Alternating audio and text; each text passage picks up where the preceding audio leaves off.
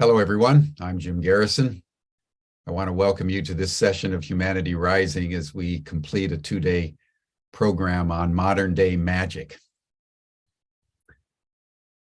This week is also the final week of Humanity Rising for the year 2022. So I've been wanting to lay out some of the issues that we need to understand and contemplate deeply as we end the year, and also to begin to point to some of the programming and themes that we'll be developing for 2023.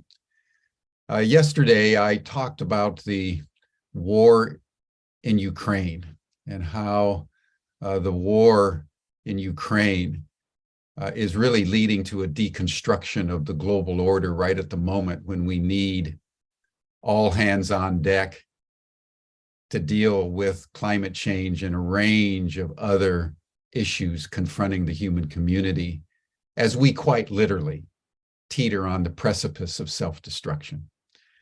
We all know this, and we're with alacrity going to war. It's a tragedy that is unfolding all around us. Today, I want to emphasize the interior aspect of what I consider to be the other major challenge that is spoken about, but needs to be also understood because I think they're interrelated. And that is the phenomenon of increasing isolation, loneliness, free-floating anxiety and depression, frustration and aggression that is rising virtually everywhere around the world. One of the characteristics of the COVID-19 pandemic, as we all know because we all experienced it, is that they put us all in isolation, in lockdown, social distancing, wearing masks. We were essentially, from the spring of 2020 until just recently, under a martial law, as the governments began to deal with the COVID epidemic, but also to refine the instruments of authoritarian control. The pandemic accentuated a trend that has been growing in mostly industrial societies for centuries, but most acutely in the last couple of decades. And that is social isolation. The US Surgeon General recently said that the other great epidemic is loneliness. 30% of the populations in North America, Europe, Japan, and the industrial world report that they experience chronic isolation and chronic loneliness. This is accentuated by the phenomenon of social media and communication, as people are increasingly using virtual realities rather than in-person realities to live out their lives and build community and friendships. This is accompanied by a massive epidemic in a loss of meaning.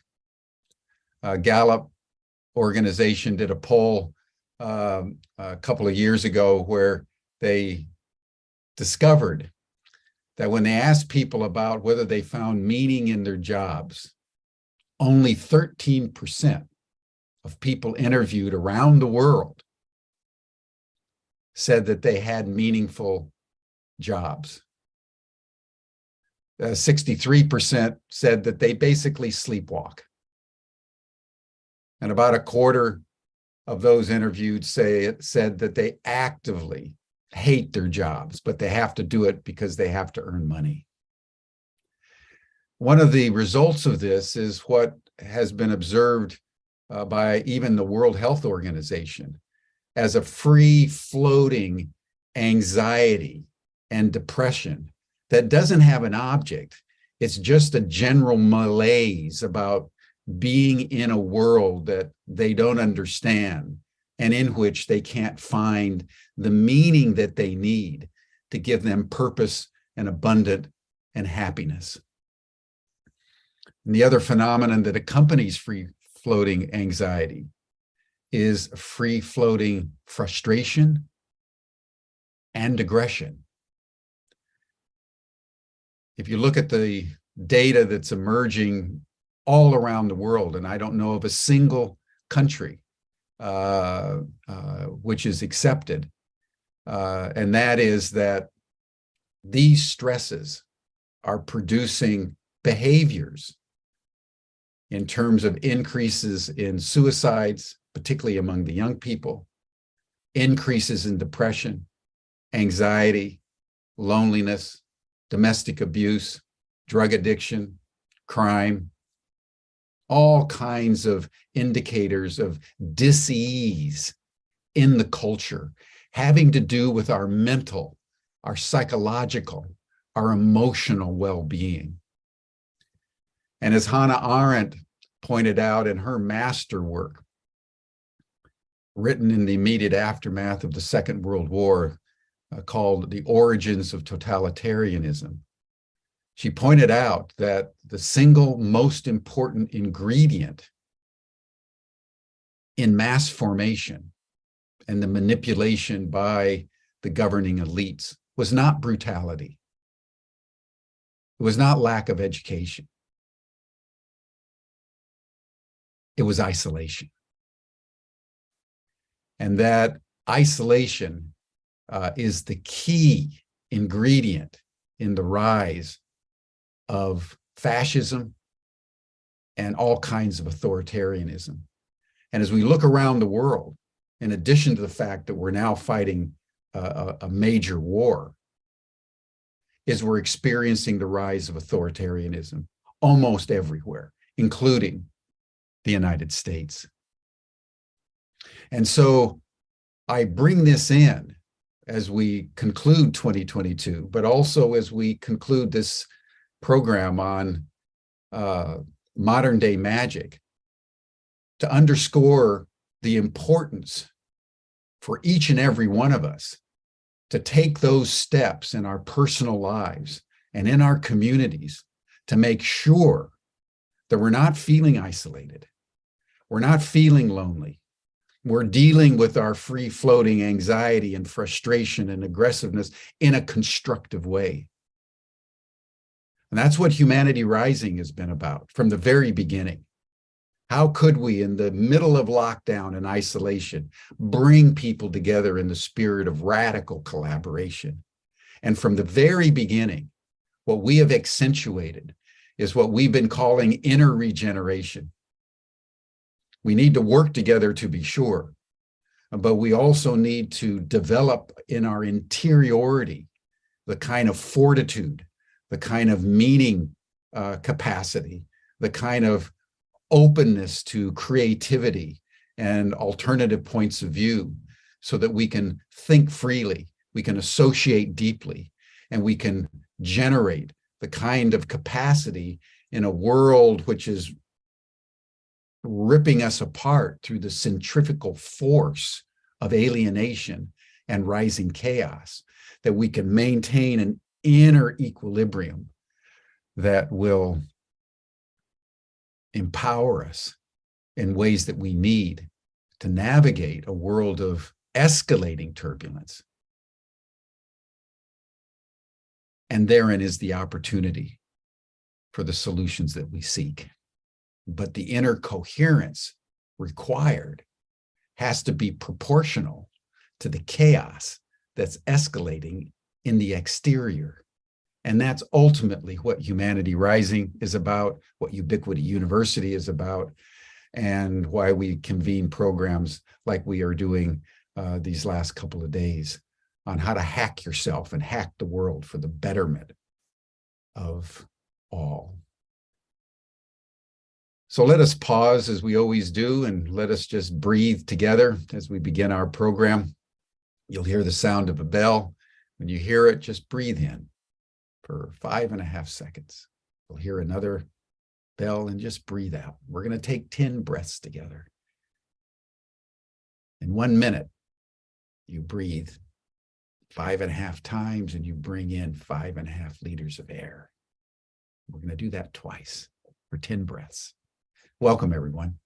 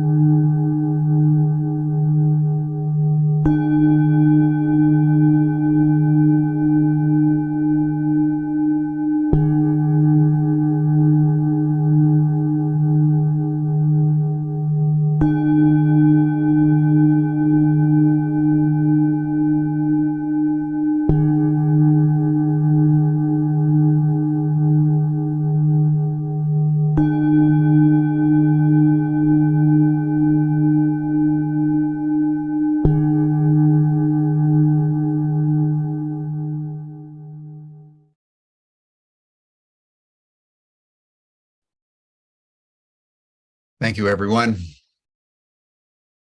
Just breathing in a coherent way helps us break through all the loneliness and isolation and free-floating anxiety and frustration and aggressiveness. And that's one reason why we do it every day on Humanity Rising. I do it as part of my personal practice. The Ubiquity team does it every time that we meet. So the general point that I think is important to underscore is, even though that these issues are major and are at the level of epidemics, there are very simple practices that all of us can do to make sure that we stay coherent, strong, and in community. So breathing is one of the most important ways to do that. Simple, and it's free.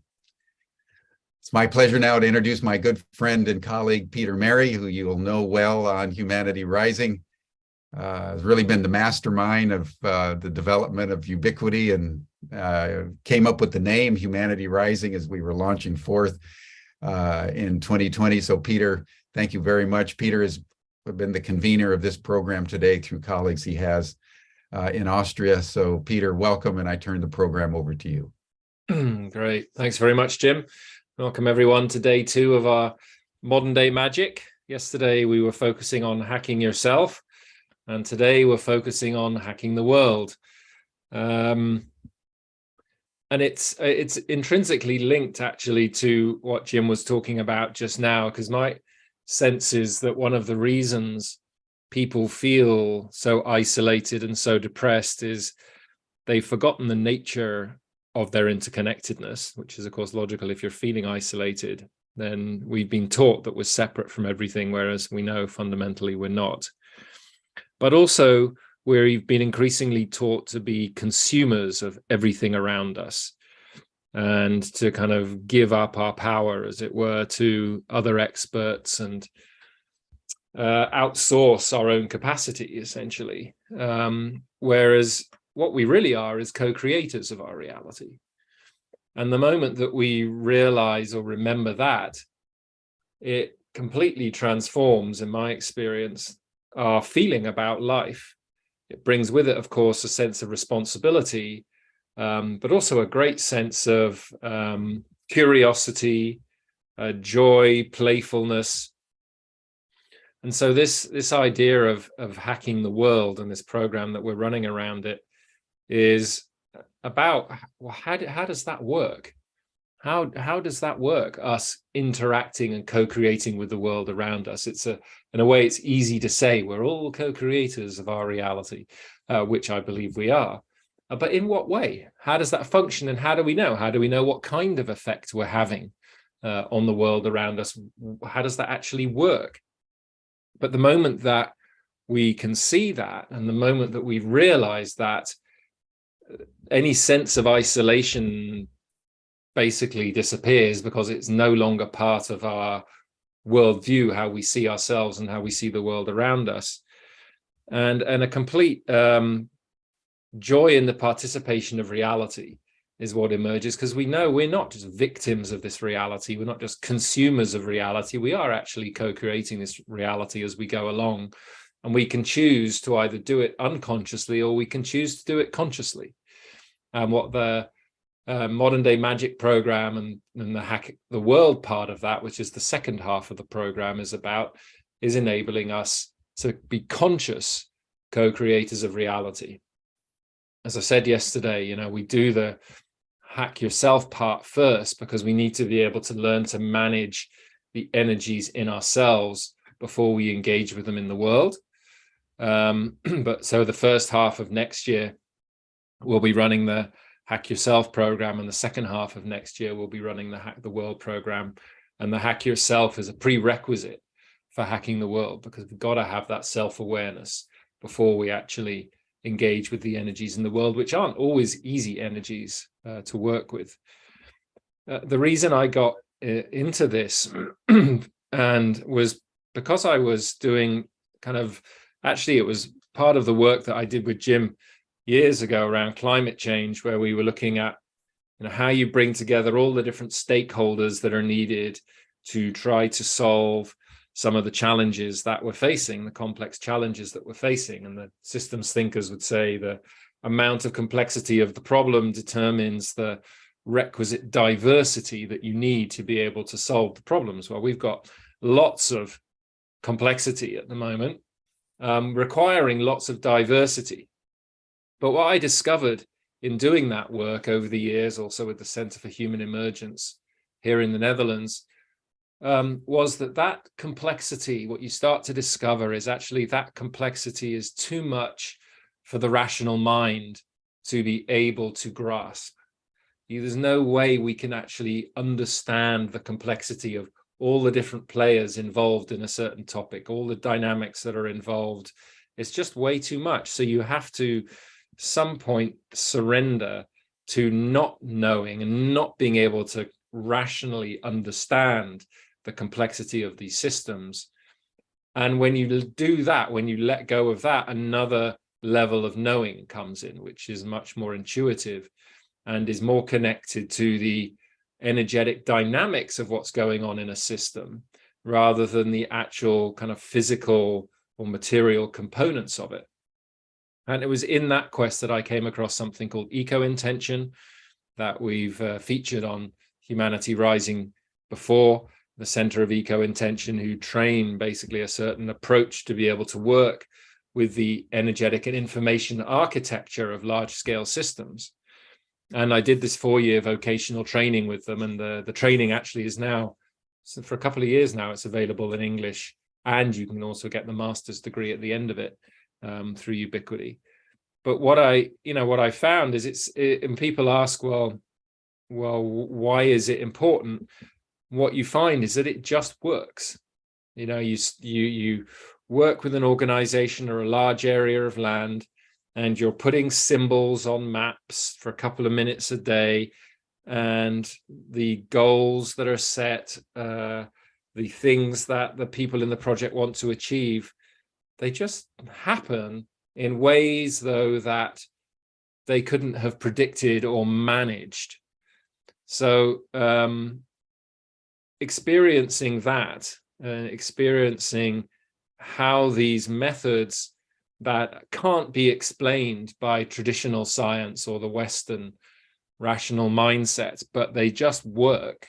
That is what pushed me into my PhD research at Ubiquity that led to the evolution theory, and into wanting to find out more about, well, how does this whole dimension work? Because we seem to be able to have an effect on our reality without physically or materially manipulating things through the interaction of our consciousness with the energy and information around us. And it seems to happen in a far more graceful way, by which I mean, we don't have to plan out how it's going to happen. But if our intention is clear and we're working consciously with that energetic dimension, then things organize themselves in ways that we could never have planned to do. Because, of course, there are dimensions of reality that we could never understand cognitively and couldn't include in our plans, which show up and have an effect in ways we could never have organized.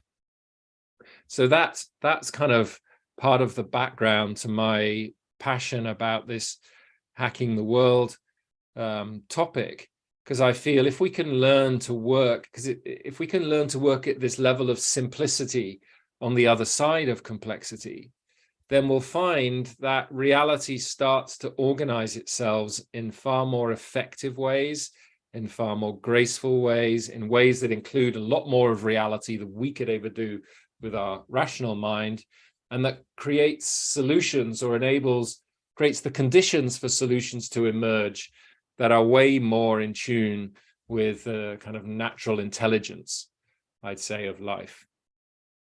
So that's why I'm really excited about this Hack the World program that we're running. And great to have with us again, Wolf, kind of in the lead this time, but also with his other two musketeers out there in Vienna, Mike and Arnold. So good to see you guys again. Hi. Hello, everyone. Hello, everyone. Welcome back. Wolf is wearing his pear tree t-shirt, which came with all the equipment that we shipped over from Princeton, from the Pear Lab. And the pear tree is the community, talking about community. It was the community that came out of the work at Princeton of people who were interested in the science around this whole question of intention and how our mind and consciousness interacts with the world around us. So what we're going to do today is I'm going to get Wolf to tell us a little bit of his story of how he got into this and why it's exciting for him, and particularly the science around it. And then also, and they've got another experiment or demonstration to show us as well, to show. Last time, if you remember, we were working very much yesterday with the physical piece, so wiggling your toe or tapping your body. Today the experiment is going to be non-physical or non-local, to show how the information can move between people without there being any physical connection, which is really what the Hack the World approach is working with. So Wolf, let's start with you. Like, once upon a time there was a boy called Wolf and in some mysterious way he ended up getting into this weird world of what do we call it, of energy, information, consciousness. So tell us the story a little bit. How did all of that happen? There must have been some wonderful synchronicities and things that happened on the journey. Yeah, of course. I would say I love science since I'm a little child. So this is one part, very simply explained. And I had always another part which was inspired also a little bit by my mother. She was a classical esoterian person. So all this love and light esoteric, which I personally don't like so much, especially as a teenager. I didn't like it very much. But so I became with 17, I became a very strong materialist and atheist, but somehow still all these mystical experiences I had around 10, 11, and 12. I had quite a lot of experiences in this area, still they're fascinating me. And when I was around 25, I decided that I want to run a crucial experiment for myself to find out if there is something behind all these mystical experiences I had in my late childhood. And so I teach myself lucid dreaming, and I planned a precognitive experiment. So I said, okay, I want to have something like an experiment where I can see in the future, and I want to get out exact data out of this lucid dream. And it happened when I did my civil service in the Jewish Museum in Lithuania, that I really had a lucid dream. And in the lucid dream, I met my dream self. I think today I would say my transpersonal self. And this was a very beautiful human being, or not human being, you know, like from the paintings you have in mystical paintings. And it was saying to me, you want to have an exact proof that you can see, or that humans can see into the future, then just listen. Tomorrow, after you wake up, you write down exactly what I will tell you. And he said, okay, write down Friday, 3 o'clock, next Friday, 3 o'clock, a person I just met the day before, Vika will call you. And okay, when I woke up, I didn't believe in all the stuff, but I wrote down what my dream self told me to write down. And actually, this was a girl I met just one day before, and we had an appointment on Sunday, and she promised to call me, and she didn't call. This was my information I had. And a lot of circumstances led to the conclusion that she tried to call me, but Lithuanian Telecom ruined my telephone. Then she found out via my Lithuanian teacher that my telephone doesn't work, and so on and so on. And then I was this dramatic moment where I was sitting in the Jewish Museum alone, and suddenly the phone was ringing, and I was looking. There was a clock exactly above the telephone. It was exactly 3 o'clock. Yeah, even on a second. And then I took up the phone, and she was on the phone. So then I got pale a little bit. So I have to admit, this was a spooky moment in my life. And then for me, I wrote down in my dream diary, now the synthesis of magic and science can begin. This was a long time ago, 25 years ago. So this was the starting point, because I proved myself, okay, my materialist worldview is just wrong. It just doesn't work. All the things I thought before, about this, that we need just entropy, the second law of thermodynamics, and can explain everything. Of course, this is naive from my current viewpoint. It's just wrong, or not complete. Yeah, but that's how science should be, right? It's like you set up an experiment. Yes. You went into it with a worldview that wasn't kind of expecting a certain result, as it were. Yes. The result happens, and then with that data, you actually question your worldview, right? Which is what most scientists, inverted commas, don't do. Actually, the result destroyed my worldview at that time. But on the other hand, I was very happy that it was destroyed, because I knew, okay, hey, the universe got big again. It was so nice. Before it, I thought I can already explain nearly everything. Yeah, so I studied chemistry, as I'm holding a PhD in chemistry, but I didn't finish it at that time. Studied some physics, mathematics, and things like that. And when I was 25, I thought, okay, in 4 years, I will nearly know everything.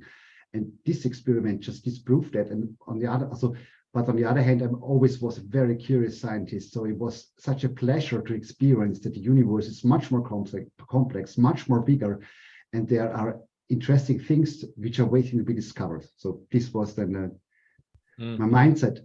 And then after that, immediately after I returned from Lithuania, I set up a parapsychological experiment group with so I just went to some places and collect some people who have a little bit academic background and also some spiritual background. And we just met once a week for 3 years, trying out more or less everything you can find in parapsychology, telepathy, telekinesis, hypnosis, do some certain paranormal tasks in hypnosis, and so on and so on. We had a lot of things. So in 3 years, if you meet weekly, you can do a lot of experiments. And actually, we succeeded in nearly all of them with a very high success rate. But what means success rate? Actually, you always do a comparison between a classical world where we assume that we are separated. Yeah, this is the norm. This is a statistical norm you are assuming. And you compare your results you get, for example, during a telepathy experiment to this assumption. And if we had, I think on our best evening, we had a probability of 1 to 400,000 that this was not a classical experience, then we know, okay, we're not in this moment, we didn't experience a classical world, we experienced something else. Yeah. And we call that what we find in this case telepathy. So tell us some of the what a couple of the most like the experiences that were most impressive for you, that most kind of rocked your world, as it were. There are some of them actually. I think so. This telepathy experiment was very scientific planned. Yeah, so we had 4 symbols, and we had a group of 10 people. One was the center. We were rotating, and we were discussing the protocol also with skeptics in advance. But we were very successful. But I think for me, there are always two. I have two personalities in myself, at least two. One is a rigid scientist, and the other one is just a very curious person who tries really to look, okay, how far we can push that paranormal experiences. Yeah, and I think maybe one of the most exciting series of experiments we did was a friend of mine. She had in an Austrian community TV, is very small TV. She had a broadcast, a small broadcast about witchcraft, and she said, "What I think about the witch board. You know, if you do with the glass, you see a lot of movies, Ouija boards. Ouija boards, yeah." And I said, actually, I think it's only the unconsciousness which is doing the movements, and you can explain everything psychologically. I don't believe actually in much of that. And then she said, okay, we will want to do some filming, and what do you suggest as an experiment to prove that to the audience? And I said, okay, it's very simple. We all get blindfolded. You turn around the witch board with the letters on it. And then we try to get something useful out of the witch board when we are blindfolded, and nobody does know where the letters are actually. So the hypothesis was it will be just total chaos, like if a monkey is typing on a keyboard. And this way, we did this experiment, and we had a lot of, actually at the beginning, we did a lot of jokes about how people believe that only psychological phenomena can be paranormal. And so she was filming. She was the only one who was not blindfolded. We all were blindfolded. She was turning a thing, and we suddenly we realized we were blindfolded. She just got silent. She didn't say a word. Yeah, and we were asking the questions, and we were thinking the glass is producing chaos and chaos and chaos. And after, I think, 50 minutes, she said, okay, you must stop now. This is too much for me. Yeah. And she was quite active in witchcraft and even while I was. And then we found out, we saw the video that the class was precisely writing, even in Latin, it was precisely writing. It found all the letters and was writing quite complex sentences. Yeah. And then we continued that series for, I think, half a year. In our weekly meetings, just having a video camera filming the witch board, and even a second video camera filming us, and it always wrote something useful. Yeah, we got then into details and investigating some theories behind that. So we, but this I think would lead to too much detail, and it would be too long for today to explain. Just a little bit on how do you make sense of that now? Like, what was actually going on, do you think? This is one example which is even now for me difficult to explain or to find a theory. It's one of these examples. I think what I think is that you have a coherent field which it builds up with the people. Yeah. So actually the consciousness of everybody sitting on a table gets somehow united. Mm-hmm. And this field has possibilities which are beyond that what we think. Yeah. But this is really, I think, one of the rare examples where I don't have a consistent explanation. Still, I don't have it. I mean, one of the things they found at Princeton, wasn't it, is that when you had a group that was aligned and connected, like emotionally, but also around a shared purpose, that they were able to have a massively more than significant impact on the random structures, right? So there's something that happens when you get that group coherence. It's influencing the field in some way that otherwise, wouldn't be happening. Yes, you're correct, but the scale of the effect is so much higher than everything else we saw also on the random number event generators, that I don't have a coherent explanation. But the synchronicity of the people is one of the most important, how to say it in English. Conditions. If you don't have synchronicity, it won't work. Yeah, one of the conditions. Conditions. Yeah. Okay, so wow, 3 years of weekly parapsychology research. That's like 150 sessions or something. That's that's a lot. And so then I think I can continue. And then actually we reached a state with this group where we said, okay, we proved everything for us. The parapsychology is working very well. And I came to a point where I was looking for people who can even do weirder stuff than I experienced. Yes, and then actually these two guys in my room came into play. So my sister-in-law said, hey, there are some people who can really do healing stuff, which is amazing. You don't believe what I saw. And of course, then on the next week, I was the first time in the dojo where they were practicing.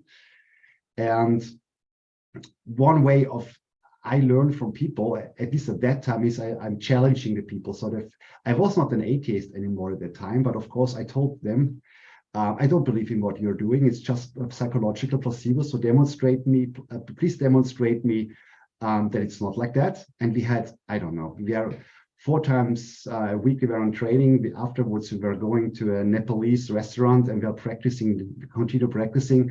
And we had a lot of sessions, and they showed me that all the things they are doing are working and very well grounded. Okay, you can't just say that, Wolf, and not tell us another story. So you'll have to tell us which thing they do that had the biggest impression on you. There are 2 things. One was one of the okay. Now I will tell 2 stories. At that time, I believed that I had a strong belief. I had the belief mind over matter. So I thought if I hold a picture in myself, for example, that my fingers are an iron ring, then nobody can open up the ring as long as I'm holding the picture and focusing on a picture. This I could demonstrate in front of an audience at the university, no problem. Yeah. And I came to them and I'm saying, okay, mind over matter, all the stuff, all the chi stuff, the body stuff is just useless. You just need to concentrate and focus. And they were just smiling with, no, this is not the truth. Please demonstrate. And of course, I was holding my picture, and Arnold and Mike were just disrupting the chi flow on my arm. And then they could open my ring. Yeah. And then I invented all sorts of defense strategies, and we were playing this game, I think, for weeks, months. Yeah, I was coming and saying, hey, I have with this new picture of myself, with this new defense mechanism, you will not be able to crack it. And yeah. So we played a lot of that. But I think one nice story was, at that time, I wasn't convinced on the meridian system. And when one of the first medicine seminars, Mike and Arnold were explaining the 8 flows. This is a very fundamental flow system, which is the basis of the meridian system. And in the lecture, they said, okay, they teach us which points you need to activate the 8 flows. This is the system. And they said, okay, don't do that. Don't ever activate all the 8 flows at once. You must not do that. And I, of course, thought, okay, now I have an experiment where I really can prove myself if the meridian system does work or not. So straight after the first day of the seminar, I went at home and I was activating all 8 flow points together. Yes, and this ended up in poor Wolf suffering very painful hours on the toilet. But after that, I knew that the meridian system and the ankle system is something very, very real. Well, that's embodied learning for you, isn't it? Embodied learning. But please don't go in this direction. Don't do that at home. Yeah, don't do that at home. Okay, that's a warning. We'll have to say Wolf is a really lucky guy. Yeah, so he always falls on the bright side. So if he tries some experiments which would harm other people, with him it doesn't do this. Yeah, but don't try this at home. Don't try this at home. Yeah. So so at some point you ended up like getting into the more kind of scientific field world where you got to know Brenda and this whole work with the random event generators and stuff like that. So how did all of that happen? How did you roll into that world? I would say already, I think in also the discussions we had during training, dojo, and afterwards, for us was clear that the structures we observe when you produce a so-called paranormal effect. I don't like the word paranormal actually, because it's totally normal. It's just only paranormal for a materialist. So this is, I think, a different viewpoint. That the structures you observe are very similar to structures we find in quantum mechanics. So the structure, yeah, has a lot of similarities. And if you go to quantum physics has some openings. It's in comparison to classical physics, quantum physics is open. And one of the open points is randomness. Yeah, sounds crazy, but randomness is a very, very important explanation model from evolution theory and also fundamentally in quantum physics. And so I read all the papers from the pair labs. I was looking basically at the literature where if there is some literature, some scientific work done on the impact of intention randomness. And of course, the first papers you find in the internet is the papers from Pair Lab. And then, of course, from the Global Consciousness Project of Roger Nelson. And so I was into the theory much earlier than I really came in touch with all these people. So I told myself, if I get in touch with these people, I really want to have something new for them, something which is interesting. Yeah? And I think this happened then only in the year 2019. So actually, we are broadcasting from a very historical place, because the discovery, what I will show you in the next few moments, was made here. We discovered this principle here. So I will maybe show you one slide. You need to backtrack at all and just explain to people, the random event generators and. Yeah, okay. What a random event generator is it's an electronic device which is doing something equivalent to coin tossing. So it's just producing zeros and ones based on the quantum mechanical process. That means that the result is, by all laws of quantum physics, not predictable. Yeah, and just to remove some of the this is a random event generator piece of hardware, and you just plug it into a laptop connected to some software, and it, like Wolf says, it generates the ones and zeros in a quantum random way, and then the software tells you how random it is or how deviant it is from random, right? Which is therefore the kind of influence that something is having on this box, or what goes on inside this box, which should be, according to classical physics, completely impermeable to any outside influence, right? Yes, definitely. So, this is the whole design is made for that you can exclude any classical influence like temperature, electromagnetic fields, and all things you can think about. The whole design of this random number event generator, or RAG, is designed that all these influences are excluded. It's tested that all these influences do not have any impact on the zeros and ones you will get. Mm-hmm. Yeah, so it has to be something else. Yeah. Yes. And the work in Princeton, what they showed is that your intention has an effect on the zeros and ones. It's a cumulative and small effect, but it's beyond any doubt that our intention has an impact on these random machines. And I took it a little bit further. So, or it was discovered here that you also can can take this a little bit further. If you take two of them, and I will show you the setup we are using now. If you take two of them and you so if you take two of these random number event generators and you assume a field of synchronicity and connectedness, or you can also call it a field of consciousness. If you assume such a field, you would expect that in a moment of synchronicity, you will influence both random number event generators at the same time. Yeah, so that means that both are tossing more at the same time, more ones than zeros, or more zeros than ones, or in this case, you see this pattern below. One REG is tossing more zeros and the other one is tossing more ones.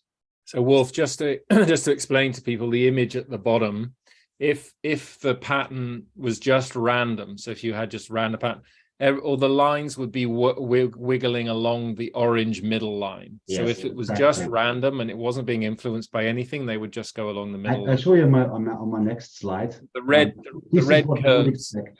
You would expect what a classical materialist would expect. Yeah. So you have this parabola. The red parabola is the so-called significance border.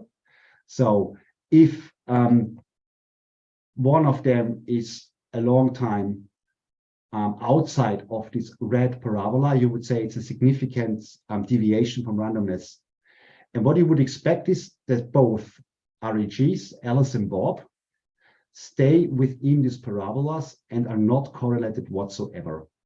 This is what you would expect if the classical material approach would be correct. Which is basically that everything's random, it's not connected through a field in any way. Yes. And what we found out in here, or was discovered here, is, so we were doing Budo here in the lab. Doing what? We were practicing, basically we did some martial arts here, what we showed yesterday. Okay. And we had two of these random number event generators on two laptops. And during this training on both laptops, we saw more or less the same signal of the two random number event generators. So you had two separate laptops. Each laptop had an REG connected to it, and they were running at the same time. Yes, exactly. And then they basically showed the same pattern, even though there's no physical connection between the laptops. Exactly. So this connection must come from somewhere else. Mm-hmm.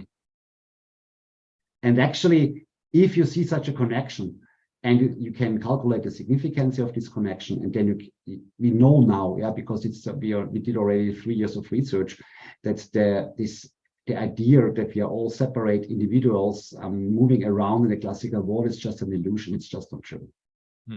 End of the story. Wolf, we're on the materialist slide still. Were you showing us another one, or? Yes. So what I show you now is just the two graphs recorded during Tantra rituals. Yeah. Mm-hmm. And the interesting thing here is, you see, over hours, both of them are correlated. So they are moving together. Yeah.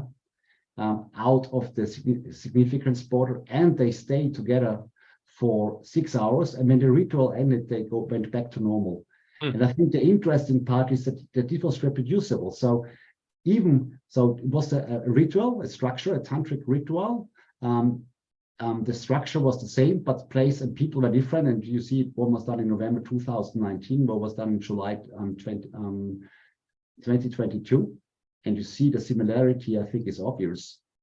And this is really just the opposite of non-structured data. This is a highly structured data, which were produced by these two REGs. Wow, that's really cool that you see the two separate REGs running together until the end of the Tantra ritual, where they kind of go back to being random. So there's something going on in the field of consciousness when a group coheres around a shared ritual, right? That's influencing what by all classical means should be a purely random event. And it's something that can't be explained by the physical materialist sciences, because there's no way they can explain this kind of correlation, which is itself a scientific measurement, but they just can't explain it, right? Exactly. I remember think you coming to me, I think when you did some of these first got some of these first results, and we jumped on a call, and Wolf was kind of bouncing up and down with excitement. And he said, "This is the nail in the coffin of materialist science." Yes. Exactly. Yeah, very cool.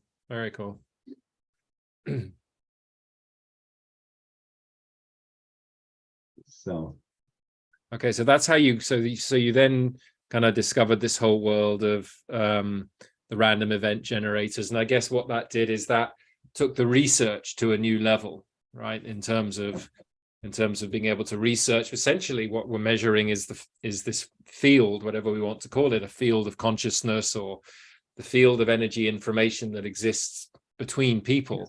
Exactly. And when I had these results, then I thought, okay, now I think I have something useful. And then I just wrote a scientific letter to Vasilius from Belgium and to Brenda Dunn, and that was how we got all connected. And now we are meeting once a week and doing research on that. Yeah. Just tell us a little bit about some of the most recent research you've been doing. So the Tantra research is continuing. So and I have a lot more examples of such data. And we are also investigating now in a more controlled area, in an intensive care unit in Spain. We do exactly the same measurements during the process of dying, and we want to find out something about the process of dying. And we have very promising preliminary results on that. Yeah. So actually, what happens in this field when somebody dies, right? Yes. Seeing structures in that field. Yes, exactly. Yeah, Hannah was just saying, just to one of the comments in the chat was, isn't this the cosmic field of intelligence? And I kind of wrote back, well, I think there may be many names. Yes. Field, but I also feel, and it was maybe something we're starting to discover as we start to be able to analyze this data better now with your new system, is that there may be actually different kinds of field, and we need, rather than just talk about the field, there may be different qualities of that field, or different, layers of a field or something. So we're really so early on in this work, but I feel like we're being very what should I say, simplistic in the way we're talking about it right now, because we're only just discovering it, whereas there's probably many dimensions to this field phenomena, right? Yeah, I think there will be ways to describe it, but I think it's important that you, in research, it's also important that you really make predictions with the data you have. So, for example, okay, if a certain quality among people arises, do we see similar patterns? At the moment, it goes. We have a trend in this direction, but we cannot say for sure. Yeah, so we have to find some details, structures, and so on, that we can do something with it, that we can predict future results. So this is, I think, the very healthy nucleus of science. The very healthy nucleus of science is applying the deductive inductive method. That's it, actually. And it's very natural to us. I think all children are something in this modern day maging states. They are a mixture between magicians and scientists. So I think this was one of the discussions I had with Jeff Dunn, and he said, okay, yes, science is a very modern method, and it's the best method we have. Yeah, but on the other hand, it's a very natural method. Mm-hmm. All children are from a natural state, are scientists and magicians at the same time. Mm-hmm. It's a nice way to think about it. We need to kind of get back to being scientists and magicians at the same time, which is really the point, right, of this program of the modern day magic, is to introduce both aspects of that, right? Mm-hmm. Paul asks, what do we think of Sheldrake's work? Well, it's very aligned. Rupert Sheldrake has been in the weird experience with us in Yorkshire, playing with the Princeton equipment and things. Essentially, Sheldrake's demonstrating through his research that mind extends beyond the brain, in ways that classical science can't explain. And maybe it's just worth pausing for a minute and reflecting on, so how do we explain what's going on? And of course, these are just hypotheses at the moment, but like, like the Princeton researchers said, well, if you've got data that challenges your model and your way of understanding things, then you need to rethink your model. Yeah, definitely. And one of the ways I've been thinking about it, and I'd be interested in, how you relate to this, is that basically, if we think of everything as information, yeah, and that's a really interesting word, right? Because it's about things coming into form, information, and if we link it to the quantum world, then it's an increase in the probability. Like as we create patterns or structures in the randomness, we're increasing the probability of something manifesting. There's no kind of linear guarantee that it will, but that information is becoming denser or more coherent in a way that at some point it locks, the waves become standing waves, as it were. They lock in and the pattern becomes dense enough for us to be able to experience it with our 3D senses. But it's all a spectrum of information, basically, and that as we work with our consciousness, we're working with the information in a more subtle form than the material form that we can see around us, but it's just an extension of the same spectrum of information, really. But this is just what we see now around us is just more dense information, let's say, than the information that we're connecting to with our consciousness. So that's kind of the story in a way, having, whatever I've looked at in my PhD and the stories that I hear, that seems to make sense of this world, that it's all one spectrum, and that what we do with our consciousness in that co-creation process, if we're intending something or influencing that randomness, we're creating patterns that have more probability of manifesting than they would otherwise. Does that how would you respond, or any of the three of you, to kind of thinking about things that way? Well, I would say I and Wolf, we have discussed this quite some time. So we have seen effects that differ in their properties, and so for myself, I have classified something like a consciousness effect and a parapsychological effect, and they have, if you look at them in close detail, you see that they have very different properties. Yeah, and now our discussion is, what is a consciousness effect? What is a parapsychological effect? How do they relate to each other? Is there a continuum between the two, or are they completely separate, or whatever? Yeah.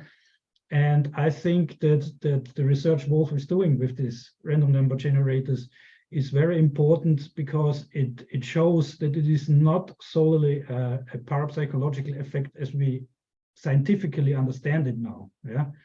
It has some properties, the repeatability and this quite stable results that we get out of the preliminary results of Spain and so on. So what we see is this is reliable, yeah, and a parapsychological effect is not reliable at all. Yeah. Tell us the difference a bit, Mike. Obviously in as succinct a way as you can. How are you currently understanding the difference between what you're calling a parapsychological effect and a consciousness effect? Yeah, sure. So I had the suspicion quite a long time that there is some difference, and then there was a Netflix series which is called Beneath the Dead or something like that. So Peter Fenwick. Yeah, from Peter Fenwick, yeah. And he was in the series. So there were different episodes for the first was in near-death experiences, what people experience when they nearly died and then come back. And the second was about mediums, so when they channel something, yeah. And then there was also a part of reincarnation memories, yeah. And so if you look at them, they are very different experiences. So if you have a near-death experience or these reincarnation memories, they can give you very, very precise details what happened. Yeah, there's even one case of a reincarnation memory, which is in the history, in the literature. where this led to the solving of a murder case. Yeah, so where a child had a reincarnation memory of its own murder in a previous life. If you want to say that, it's more complicated as we understand it now, but just to keep it simple for now. So, which led the police to the murderer from the past life, and they could solve it. Yeah. So there are a lot of details. Or there were in this series, there's an example where one person gave 200 facts to check, and they could verify 55 of the checks of the previous life. Yeah. This is so you have very sharp information. Also, the near-death experiences where one of the cases was where a woman who was under brain surgery, and this was a brain surgery where you shut down the brain, so there is no actual brain waves there. Yeah, cardiac arrest, the heart is stopped, the brain is stopped, then they do the surgery, and then they revive you. Yeah, and she could describe the complete process and instruments that the surgeons used and so on. Yeah, so you get precise information. On the other side, if you look at mediums, for example, you have very imprecise information. So they want to if they channel something and they give you some information, it's always very unclear, very diffuse, very blurred. Yeah, and in the end, you see, yeah, you could have got this information if you Googled it somewhere. Yeah, so that's why this is a little bit in yeah. Scientists don't trust mediums. Yeah, let's say it like that, because it's also not reproducible under laboratory conditions, and that's one of the important things of science. You have to reproduce things. Also, if you look at telekinetic experiments and so on in the lab, they are quite hard to reproduce. Yeah, so from the nature of a parapsychological effect, it is that you don't get 100% clear information. It's always unsharp, it's blurry, it's somehow you can't say what exactly will happen. Yeah, there are always surprises. If you try to narrow it down, the more you narrow it down, for example, with cameras, with measurement instruments, tapes, recordings, whatever, yeah, the less happens, or it happens in a completely different way that you wouldn't expect, and that the instruments cannot record. Yeah, this is the nature of a parapsychological effect, and this is also why science has very long refuted that they are there. Yeah. So Mike, just to clarify, do you think in the first you're calling a consciousness effect, right? Yeah. So in those conditions, it feels more like somebody's just picking something up, right? So they know it already. Whereas under the parapsychological one, we're trying to achieve something. Yeah. Right? If you want a physical difference, the parapsychological effect is an entanglement phenomenon. Yeah, more or less like in quantum physics. It's a little bit different, but you can imagine it like that. While a consciousness effect is more of, if we go into integral theory, then you have subtle and causal states of consciousness. Yeah, and in subtle and causal states, you are transpersonal, so you are more than the person you are. Yeah, and these consciousness effects seem to be that there is some more interlinking. It has more like a field property, which an entanglement doesn't have. Yeah. Okay. Interesting. So obviously, listen, we don't need to go into loads of detail, but it's an interesting. That's the kind of inquiry, that we need to be in. I think with each other now is making some distinctions here, rather than just talking about fields. Well, what do we mean? Like there are some levels that seem to, like you say, be more wired or more connected up, that give you more precise information somehow, and then more this kind of entanglement effect. So that's quite interesting to explore some of those differences. Yeah. Hey, now you guys, you had a demonstration I know you wanted to do, so let's make sure we get to that before we run out of time. Yeah. So the first thing I wanted to show you is we will show you something like coming from the jutsu, it's called Kuchi. And I will show you the impact of a Kuchi on a random number event generator. What is a Kuchi? We'll show you. Oh, okay. It comes from emptiness and manifests by the subtle in the body or in the physical world. Comes Yeah, from it's, emptiness. if you look at the cheap ninja movies, they call it the ninja magic. Yeah, but yeah. Isn't that true of everything? It comes from emptiness through the subtle into the material. Yeah. But in this case, without the body, the transmission. So I think that's Wow. that's an interesting graph. Yeah. You see this is just one random number event generator. And you see it's basically producing baseline until this point. And exactly at this point, something similar we'll show you now in our demonstration. A Kuchi was shot at the RAG, and you see an immediately it's reacting and then going far out of the so-called normal area.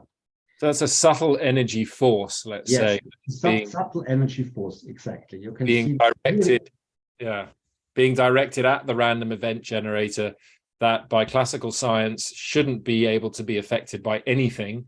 And yet the moment that the subtle energy was directed at it, you got this highly statistically significant effect. Yeah, exactly. Nice.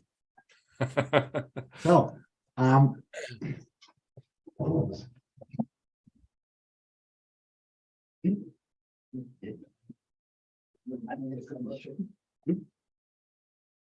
okay. Gut. Ich mache bei Ihnen. Na. Okay. Yeah, test. Yep. So we are doing muscle testing like yesterday.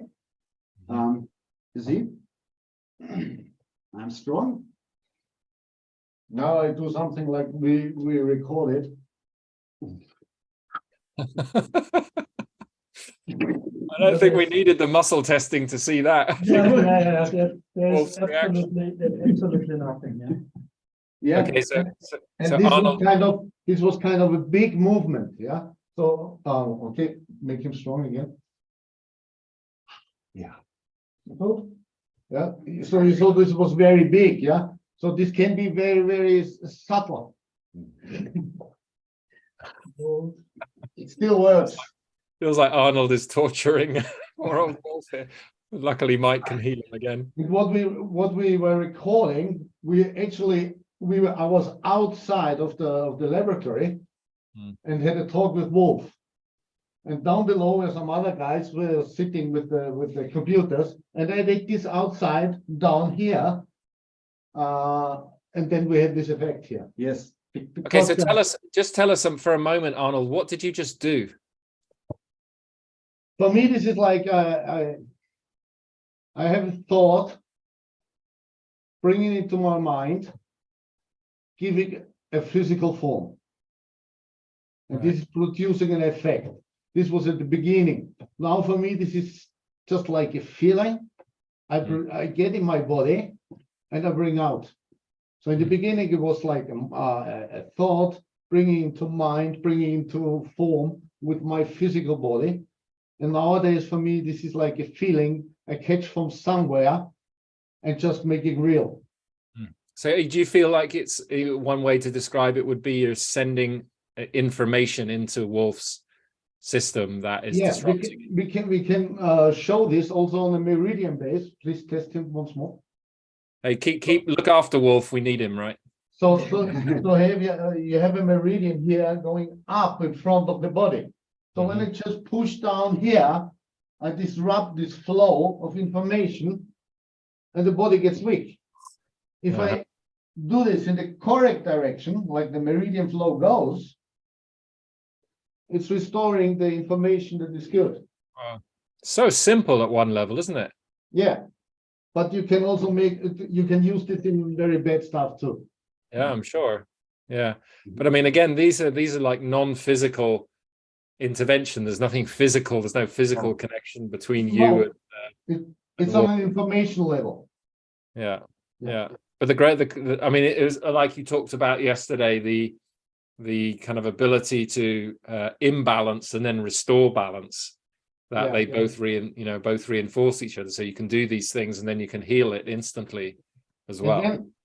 what we were talking about yesterday with filling. Yeah. So Wolf can this do to me, of course. So Mike, please. Yeah. So he can do. Yeah. And then we learn in the hack yourself, we learn to protect ourselves from stuff like this. So once more, please. Yes. Okay. So basically, I just ignore the information coming in. He can do that. Yeah, that's a bit of mastery there, I think, Arnold. Yeah, cool. That's cool. But great. actually, what you're planning also for in person, you can play really a lot of interesting and funny games with that, with this subtle protection, subtle attack. So And restoring again. And Don't forget that. And restoring again. So the whole cycle, you can learn a lot of that. And we played this really nights long. Instead of card games, we played with that. So we all trained into this stuff, yeah. Right. And actually, we did this once in a double blind test. Yeah, this one. Yeah. Okay. Yeah. Because we wanted to know, of course, Wolf wanted to know the same. I didn't believe that. I said, still, this is something like micro classical perception. So I said, okay, we will do a double blind experiment. Now you tell me. Yeah, so we set up that one was writing down a point of 10 things. Muscle test should be strong, weak in random order, yeah, whatever. And I was with Wolf, yes, in a room, and Arnold was throwing the coochies, and so he got the paper and throw the coochies and say it strong, weak, whatever was on the 10 lists, yeah, on 10 points, yeah. But I think it's important. Arnold was in another room, yeah, and Mike didn't know the list. I didn't know the list. It was a double blind experiment, and we only had a messenger who was saying, now you can test. This was the... Yeah, exactly. And yeah, then there was Arnold was throwing the coochie, I was testing Wolf, and then we recorded the tests, and then afterwards we compared the papers. So input, output, yeah, comparison, and we had 9 out of 10. Yes. Oh. So you could develop a Morse code with that. But actually, if you're really weak, it's not so comfortable. Yeah. Somebody was asking in the chat about remote viewing. And I know we're going to do some remote perception work during the free webinar in January. And during the Hack the World program, we're going to really develop that competence and do some real research around it. But I just wanted to tell the story of one of the things that happened when we were at Broughton at the Science and Consciousness event, because it's so cool and it surprised us all as well. So every year we do this remote perception experiment where we have a group of people in the forest. They've just done forest bathing.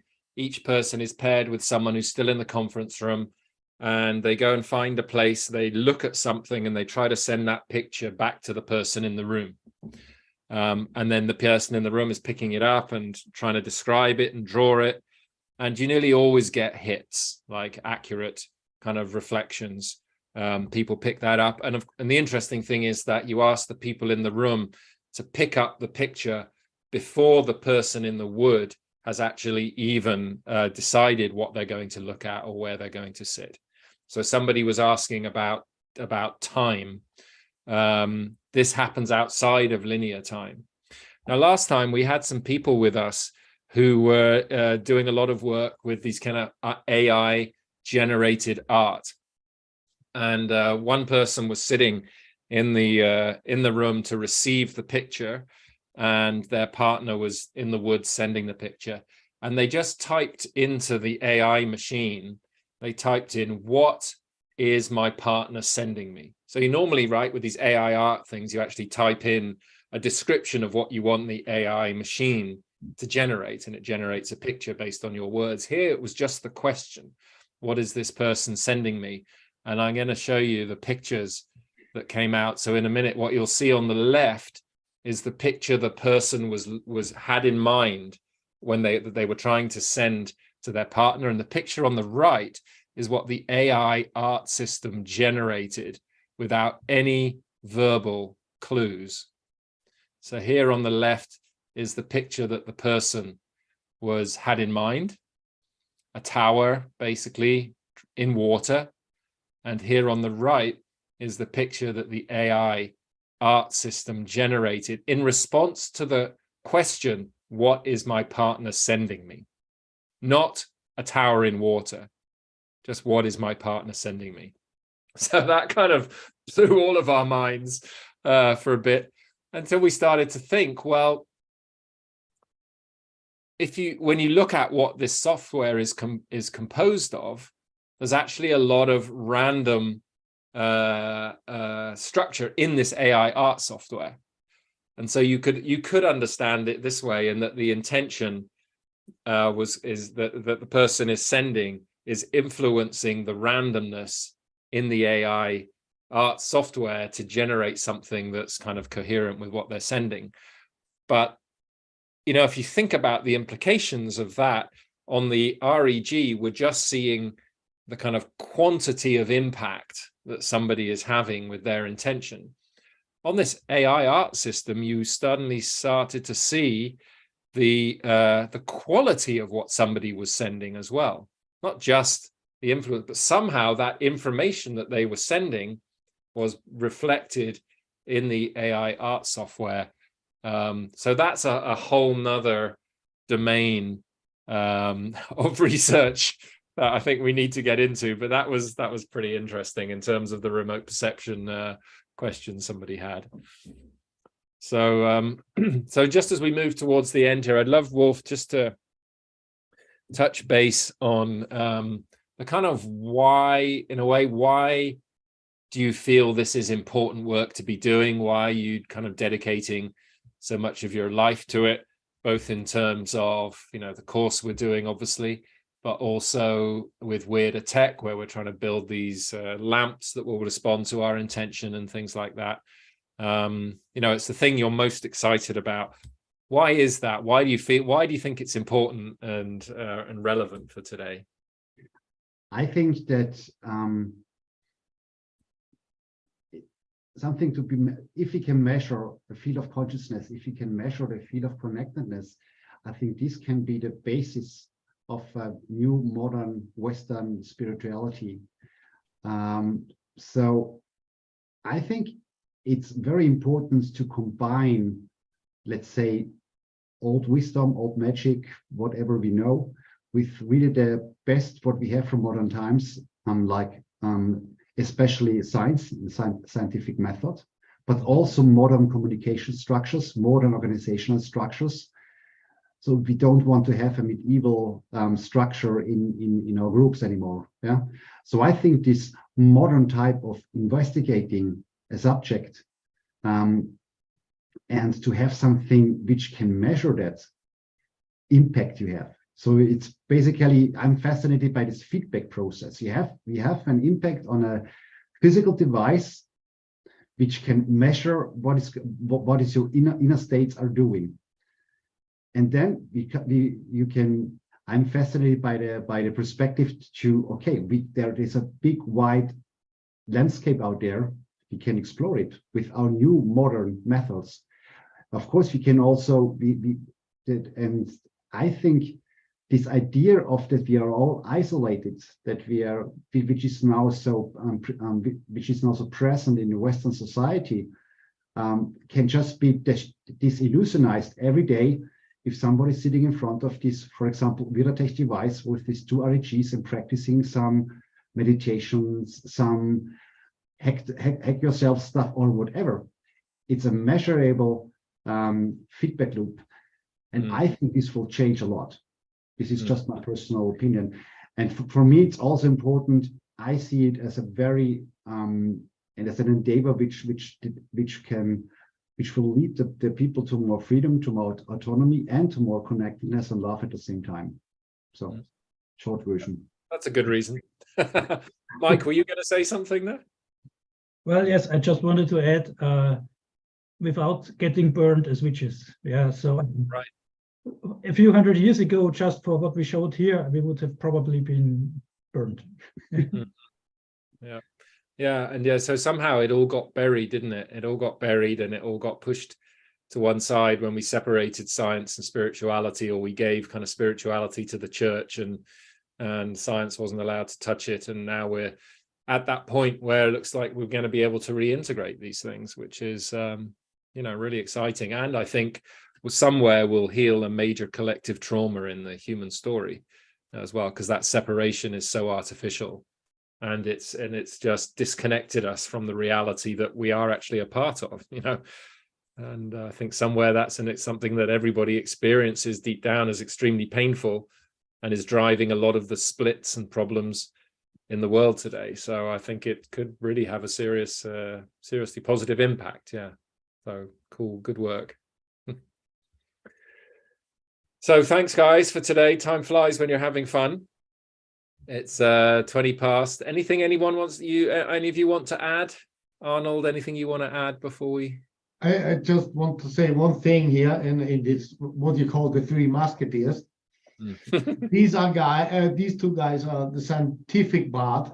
For me, this is more like practical. I listen to them, but for me, I do the things, and then they record, and then they put it in theory, and then we talk about it. And nice, cool.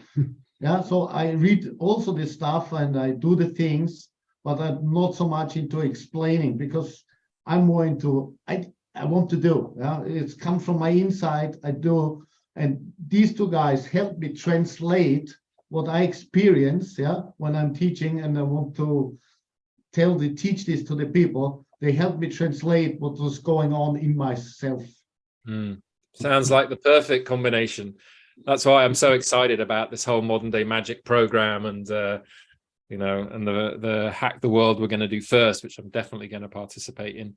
And then at the end of the plan, where we have it set up, some people have been mentioning in the chat, is we're doing the online hack yourself first half of the year, second half of the year the online Hack the World, where we'll be able to do some level of experience, and there'll be homework, experiential exercises to do, as well as the understanding and feedback from those exercises. And then in January 2024, for people who followed that program, there'll then be an in-person event where we can actually experience it more in person as well. So, and then we'll see what we do after that. Cool. Hey, thanks guys for your time and for joining us these last couple of days. Dr. Garrison, it feels to me like we've kind of come full circle in terms of how we might help deal with this isolation question. In terms of Indeed. Connectedness. One of the cool lamps that we're developing at Weirder Tech is a twin lamp, where you could have one in your room and I can have one in my room, and when I think of you, your lamp will glow. So there's the kind of evidence right in front of us that we're connected in ways that we can't actually see, but which of course the wisdom traditions have always told us, and which our science is at last catching up with to give us the explanations for. Yeah, what was coming to me, and first, just thank you, all three of you, for a splendid 2-day program, because you've really made all this come alive. And I think there will be a lot of us that will be wanting to join your course next year. But just to touch, as we close, on your last comment, Wolf, about what you do intuitively, you need the others to express more explicitly. Arnold. And that's one of the extraordinary phenomena in our world. I'm thinking, for example, of Carolyn Mace, who's a medical clairvoyant. And, here she was kind of a chain-smoking Chicago tough journalist, and began to just notice that when she would pass people in the street, she knew exactly what their ailment was. And it bothered her because she didn't believe in it. And yet it got stronger and stronger in her psyche against her will, until finally she had major migraines, if you've heard her story. But to make it a long story very short, it wasn't until years later, after trying to repress this awareness that she had, that she went to a conference and met a guy named Norm Shealy, who was a brain surgeon. And as they begin to talk, she says, I can tell you what's going on. And he says, well, a lot of my neuroscience and surgery, I actually don't know what's going on. So they began a partnership where she was in New Hampshire and he was in the Midwest in Missouri. And when he would have a new patient, he would send Carolyn their name and age and permission. And sitting there, 1,000 miles away, she would give Norm a complete printout of what was wrong with that patient. And over, I think, about 15, 20 years, she had 94% accuracy. Wow. And so that's this domain of medical clairvoyance. And I wanted to bring it in because what you guys are talking about today is, it seems that it's, let's try a lamp and let's see if we can do a random generating. That's sort of like the tip of the iceberg. The iceberg is that we all know. And there are impediments to our retrieving it consciously. But I could just feel in the way you were interacted, and particularly when you were standing up, and then you kind of not bent over, but we could all see that your energy level was changing when the other one was affecting you. And if you think about that happening around the world, and that different human beings, for whatever sets of karmic or traumatic reasons, become open and susceptible to this knowledge that's there all the time, you have a sense of how profound this domain is, and which, if access, allows us to do a lot more than influence a random generating machine. What would be your closing comments on that? It's really about the potential of the work that you're doing to influence human health, well-being, and world events. You guys want to say anything, or? I think, yeah, nothing to add, I think. That's exactly what we're thinking. Yeah, I mean, in a way, the technology, Jim, is a bridge, isn't it? It's always, we kind of create these things in the world around us that act as mirrors to our inner world. And so it's a way, mainly for the Western mind, I think, to be able to go, oh, so I can influence that lamp without any physical connection between me and the lamp, question mark. And it's just that, that then opens the door to be able to explore, these dimensions that have been denied by our formal education, are denied by most of the culture around us. And so it just starts to create a cultural space, where people go, have you got, I got one of those lamps. It's cool. How does that work? What does that mean? Right. What if it works more effectively? So it really is. It's and some people don't need it. I think, some, like, obviously Carolyn wouldn't need anything like this, but how we move from like the very early innovators to the early adopters, potentially into the late that adoption curve of consciousness. I think these kind of technologies, particularly in our Western world, where the scientific rational mindset is so predominant, are a really good way of bridging that gap. And I think, importantly, bring in the notion that, if we move into spirituality, we don't have to ditch the science. In fact, it's really important to keep them together so that we are fairly, disciplined about our claims that we can make, and that we can, back those claims up, as one would, if you're writing a PhD or a master's thesis or something. Well, thank you, guys. This has been really exhilarating, and I really want to acknowledge the pioneering work that you're doing, and recommend to our Humanity Rising audience your program on modern day magic that's going to take place next year. And I love it that it's going to be over a number of months, so that we can take incrementally in what you're teaching and integrate it into our lives over time. Because I think often that's a very important part of the process, is taking time to really internalize and integrate the truths that you will be revealing to us in an embodied way. So thank you. And that does it for us for today, everyone. I'll just say that tomorrow we have another program on this general domain around going down the rabbit hole, which is another vector that we'll be talking about in terms of what they call self-transformation. So that'll be tomorrow here on Humanity Rising. You'll see the link in the chat for our after session chat group. You please join us if you can, and we'll see everybody else tomorrow as we continue our final week here on Humanity Rising before we take our break for the holidays. Thank you, everyone. Bye for now. Thank you. Bye-bye. Bye.